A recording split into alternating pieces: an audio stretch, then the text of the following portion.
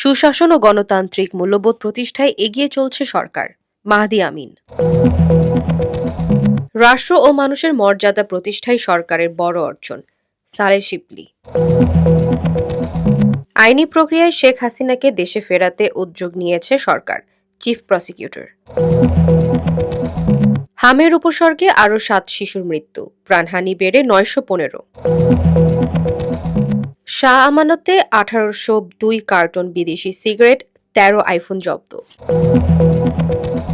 কিশোরগঞ্জে বাবাকে হত্যার দায়ে ছেলের যাবজ্জীবন।